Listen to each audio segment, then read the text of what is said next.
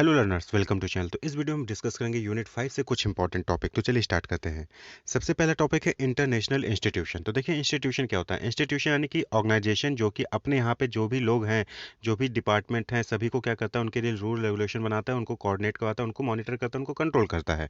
तो international institution क्या हो गया कि ऐसा एक कोई इंस्टीट्यूशन, ऐसा कोई ऑर्गेनाइजेशन की जो कि अलग अलग इंटरनेशनल यानी कि अलग अलग नेशंस उस इंस्टीट्यूशन से अटैच होता है और वो उनके लिए रूल और रेगुलेशन बनाता है, उनको कंट्रोल करता है, उनको मॉनिटर करता है, उनको कोऑर्डिनेट करता है। तो इंटरनेशनल इंस्टीट्यूशन यानी कि एक ऐसा ऑर्गेनाइजेशन जहाँ पे बहुत सारी कंट्रीज क्या होती हैं उस इंस्टीट्यूशन से अटैच्ड होती हैं। जैसे कि अब डोमेस्टिक लेवल पे बात करें तो यूजीसी आप सभी ने सुना होगा, यूनिवर्सिटी ग्रांट कमीशन। तो जितने भी इंडिया में कॉलेज हैं, यूनिवर्सिटीज़ हैं, वो सब किससे अटैच हैं? यूजीसी से। और यूजीसी जो भी काम कहती है, जो भी रूल रेगुलेशन बनाती है, वो सभी यूनिवर्सिटीज़ को, सभी कॉलेज को फॉलो करना पड़ता है।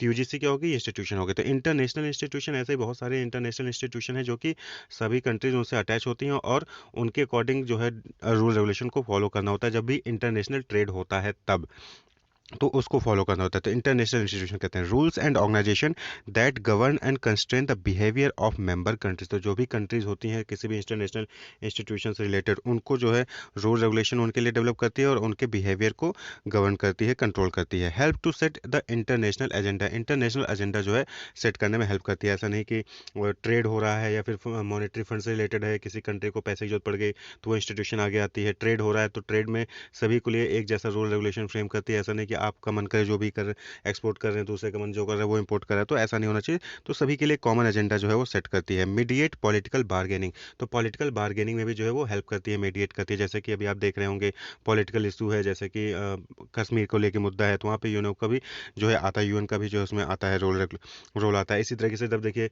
जो आपने केस देखा कि हमारे आर्मी मैन को पकड़ लिया जाता है, तो उस केस में जो है जाधव वाला केस है, तो वहाँ पे भी जो है जो यूएन का कोर्ट है वहाँ से भी जो है उसमें सपोर्ट मिलता है। तो अलग अलग इंस्टीट्यूशंस हैं और अलग अलग उसके मेंबर्स हैं और उसमें जो है वो बार्गेनिंग में हेल्प करता है। Provide a place for political initiative and acting as catalyst for the coalition formation. तो यानी कि कोलिएशन फॉर्म ग्रुप फॉर्मेशन होता है, कोलिएशन फॉर्मेशन ग्रुप फॉर्मेशन। तो ग्रुप फॉर्मेशन में ये जो हेल्प करता है कि सारे लोग उससे अटैच हो जाते हैं तो एक ग्रुप बन जाता है। तो international institution they facilitate cooperation and coordination among member nation. तो ये क्या करते हैं, ये जो इंटरनेशनल इंस्टीट्यूशन होते हैं ये कॉपरेशन और कोऑर्डिनेशन डिफरेंट मेंबर इंस्टीट्यूशन यानी कि जो कंट्रीज होते हैं उनके बीच में डेवलप करते हैं। मेजर इंटरनेशनल इंस्टीट्यूशन की बात करें तो देखिए बहुत सारे इंटरनेशनल इंस्टीट्यूशन हैं, इंटीग्रेशन है।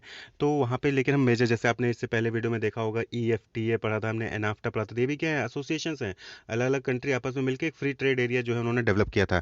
तो इसी तरीके से जो मेजर इंटरनेशनल इंस्टीट्यूशन है उसमें सबसे पहले आता है WTO, वर्ल्ड ट्रेड ऑर्गेनाइजेशन, जो कि क्या डेवलप करता है कि ट्रेड से रिलेटेड जो है डिफरेंट मेंबर्स के बीच में कॉर्पोरेशन और कोऑर्डिनेशन डेवलप करता है। इसी तरीके से IMF है, इंटरनेशनल मॉनेटरी फंड है। इसी तरीके से UNCTAD है, United nation conference on trade and development. ये अलग जो भी मेंबर कंट्रीज होती हैं उनके बीच में ट्रेड और डेवलपमेंट के लिए काम करता है। उसी तरीके से IBRD है, जिसको आप वर्ल्ड बैंक के नाम से भी जाते हैं, the international bank for reconstruction development. ये फिर जो भी मेंबर कंट्रीज होती हैं वहाँ पे जो भी रिकंस्ट्रक्शन से रिलेटेड हो गया, डेवलपमेंट से रिलेटेड काम करती है इंटरनेशनल बैंक, और मॉनेटरी सपोर्ट जो है प्रोवाइड करती है वर्ल्ड बैंक। इस तो अब हम एक एक करके यहाँ पे देखेंगे इन सभी को। तो सबसे पहले है WTO यानी कि वर्ल्ड ट्रेड ऑर्गेनाइजेशन। तो ये जो है 1995 जनवरी फर्स्ट जनवरी 1995 को डेवलप हुआ था, इस्टेब्लिश हुआ था। It is the successor organisation to the general agreement on trade and tariff. तो पहले गैट आपने सुना होगा, GATT। तो क्या था, general agreement on trade and tariff. तो यानी कि कहाँ पे कैसे ट्रेड किया जाना है मेंबर कंट्रीज के बीच में और क्या क्या टैरिफ लगेंगी, उनके ऊपर एक जनरल एग्रीमेंट हुआ था अलग अलग कंट्रीज में। तो इसका नाम जो है चेंज करके क्या कर दिया गया फिर बाद में, WTO कर दिया गया। तो 1 जनवरी 1995 में ये WTO नाम आया। It facilitates international trade through the removal of tariff and non tariff barrier. तो WTO क्या है, ये जो ऑर्गेनाइजेशन है, ये जो भी मेंबर कंट्रीज है उनके बीच में टैरिफ और नॉन टैरिफ बैरियर को रिमूव करके एक जो है ट्रेड को, इंटरनेशनल ट्रेड को बढ़ावा देता है। Headquarter at Geneva Switzerland. तो इसका हेडक्वार्टर कहाँ पे है, जेनेवा स्विट्जरलैंड में WTO का हेडक्वार्टर है।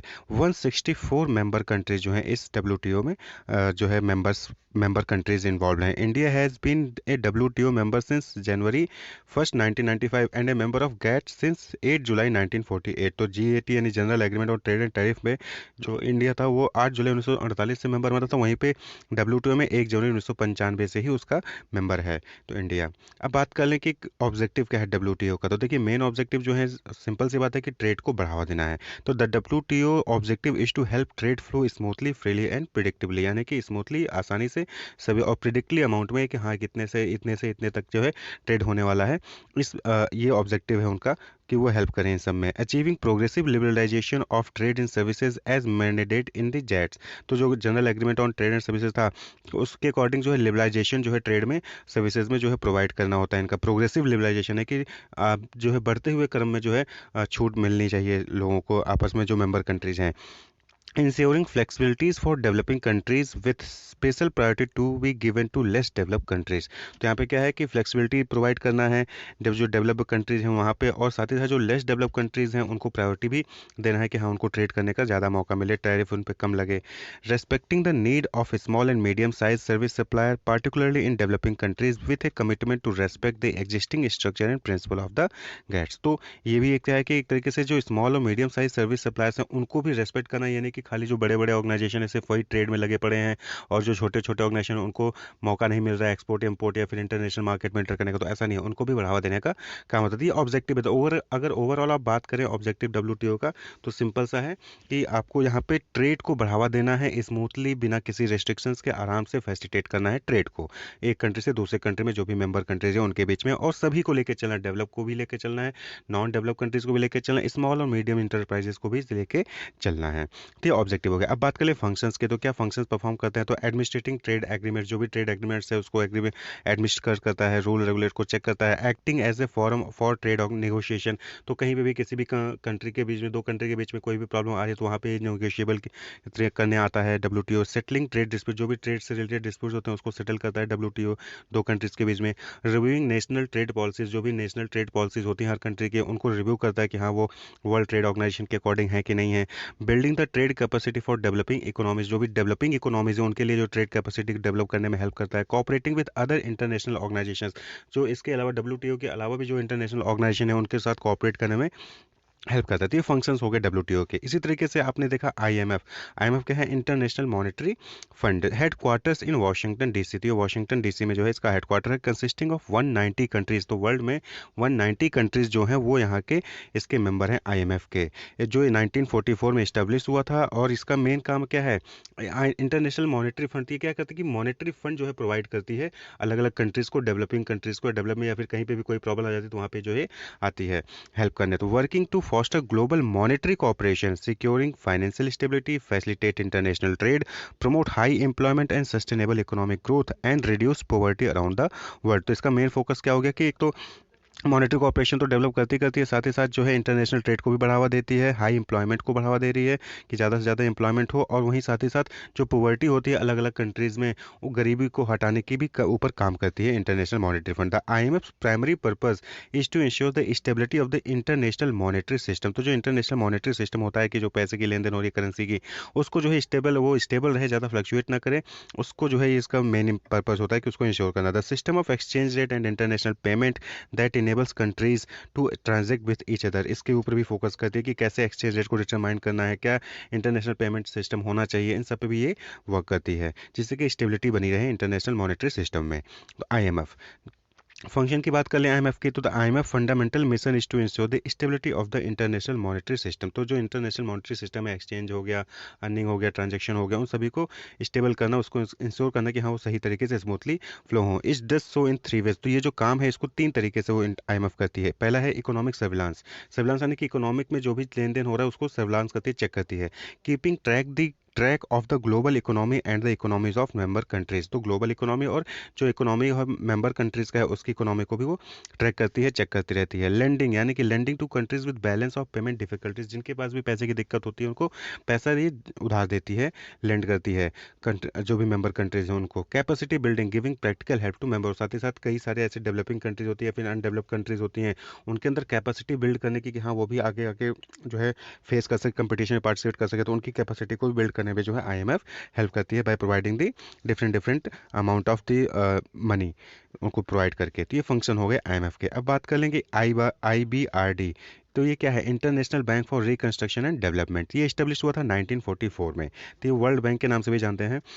तो 1944 में डेवलप होता है। हेडक्वार्टर कहाँ है? वाशिंगटन डीसी, यूनाइटेड स्टेट में इसका हेडक्वार्टर है। Washi is a global development cooperative. ये क्या है? ग्लोबल डेवलपमेंट कोऑपरेटिव है। आईबीडी के देखिए वर्ल्ड बैंक, तो ग्लोबल डेवलपमेंट यानी कि पूरे वर्ल्ड को जो है ये डेवलप करने पे इसका जो मेन मोटिव होता है। यहाँ पे ये 189 मेंबर कंट्रीज जो है इसमें इन्वॉल्व हैं, मेंबर्स हैं। It supports the world bank group mission by providing loans, guarantees, risk management product and advisory services to middle income and credit worthy low income countries as well as by coordinating responses to regional and global challenges. IBRD की बात करें तो IBRD का mission क्या हो गया कि ये लोन्स प्रोवाइड करती हैं डिफरेंट कंट्रीज को जहाँ पे भी पैसे की रिक्वायरमेंट होती है, गारंटीज प्रोवाइड करती हैं, रिस्क मैनेजमेंट रिलेटेड प्रोडक्ट जो है डेवलप करती हैं, मिडिल इनकम और क्रेडिट वर्थी जो लो इनकम कंट्रीज है उनको जो है एडवाइजरी यानी कि कंसल्टेंसी सर्विसेज प्रोवाइड करती है, कोऑर्डिनेट करती है रीजनल और ग्लोबल चैलेंजेस में। तो आईबीआरडी का ये मेन मोटिव हो जाता है। अब इसी तरीके से आप यूएनसीटीएडी देखिए, सभी के क्या है अपने अपने ऑब्जेक्टिव है, फंक्शंस को उसको आपको समझ के लिखना होगा। यहाँ पे हमने ओवरव्यू लिया है, रिवीजन कर रहे हैं एक तरीके से। यूएनसीटीएडी यहाँ पे क्या है 195 कंट्रीज हैं इस एसोसिएशन। इसका नाम क्या होगा? United nation conference on trade and development. ये ट्रेड एंड डेवलपमेंट से रिलेटेड ऑर्गेनाइजेशन है जहाँ पे 195 कंट्रीज इसके मेंबर है। तो इसका हेडक्वार्टर कहाँ है? जिनेवा, स्विट्जरलैंड में ही इसका हेडक्वार्टर है। वो officers in New York and Aedes अबाबा। तो यहाँ पे एडिस अबाबा और न्यूयॉर्क में भी इसके जो है ऑफिसर्स हैं, लेकिन जो मेन हेडक्वार्टर वो कहाँ पे है? जिनेवा, स्विट्जरलैंड में है। तो the main goal of UNCTAD क्या है? तो जो यूएनसीटी जो ये ऑर्गेनाइजेशन है, इंटरनेशनल ऑर्गेनाइजेशन, इसका मेन गोल क्या है? To expand the capability of developing countries in sphere of trade, investment and development. तो इन तीन एरिया में जो है कैपेबिलिटीज़ को डेवलप करना है डिफरेंट जो मेंबर कंट्रीज़ हैं, ट्रेड में, इन्वेस्टमेंट में, डेवलपमेंट। तो इसलिए जो इंटरनेशनल ऑर्गेनाइजेशन डेवलप किया है to assist them in overcoming the difficulties arisen as a result of globalisation. तो ग्लोबलाइजेशन की वजह से जो भी डिफिकल्टीज अराइज होती हैं उसमें जो है असिस्ट करती है यूएनसीटीएडी।